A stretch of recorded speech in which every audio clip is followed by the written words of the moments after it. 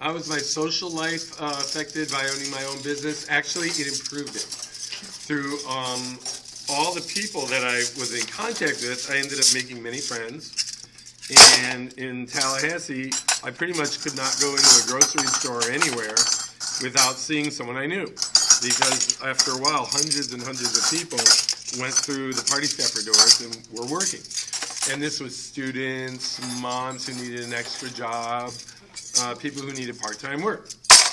And in the pay, another thing I found was that you really should pay people and a good amount of money, because if you don't, they might not show up. One of those things I learned was when I started people paying $8 an hour, because that's what I was told was the going rate in Tallahassee, for extra work.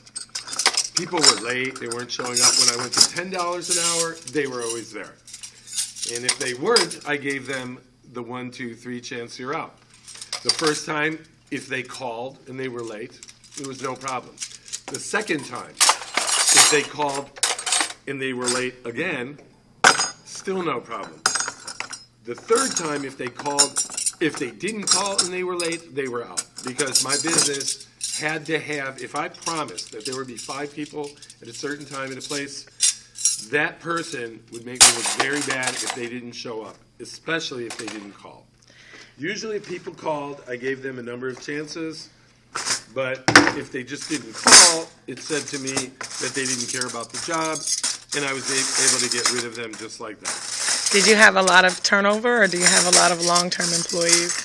Oh, probably 20% of the people that I originally had, I still know and friends with and will still work. The other 80% are people that moved on. Teachers, students who graduated, or people who just found other, more permanent positions. This was never a permanent position for anyone. It was always a part-time gig for everybody. And no one really made a complete living on it on their own except for me. And I think that's it about that. But since it's your full-time position, what is it that you enjoy most about it? I think probably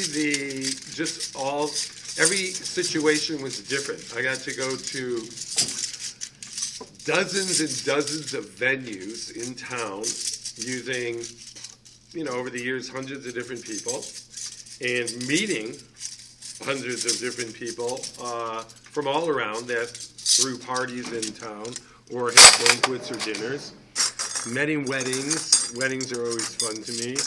And many just parties, and you learn a lot, and you get to talk to a lot of people. And you also get to keep moving and not sit in one place.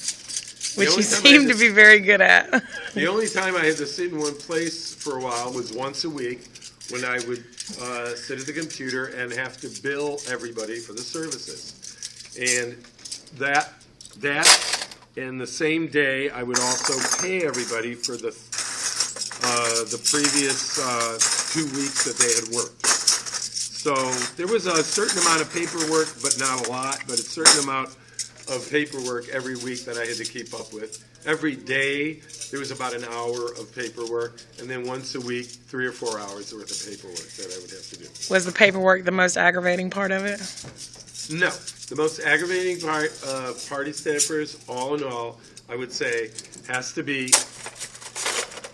when people didn't call or show up. That was really the main aggravation point.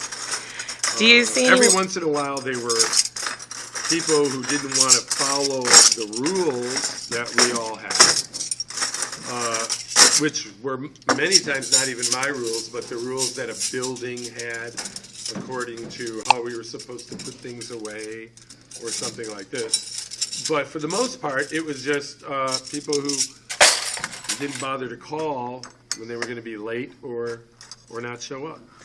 Do you think there's a way to take your business plan from a local level to a national level? There are national temp services. Specifically for food? I don't know that there's any specifically for food or not. I actually never checked into that. What would be your biggest obstacle for going national? My biggest obstacle to going national is probably just myself, because I know that if I did that, I would be in an office all day, staring at a computer and doing paperwork, and I just don't like doing that. I can't sit in front of a computer more than an hour or two a day. If I had a national thing, at least for the first few years until I got off the ground, I would be sitting at a computer for days and days and days and hours and hours and hours. Don't know if I could do that, but it's an idea, and I might do that in the future. Thank you very much, Gordon Halleck from Party Staffers. You're welcome. Have a nice day.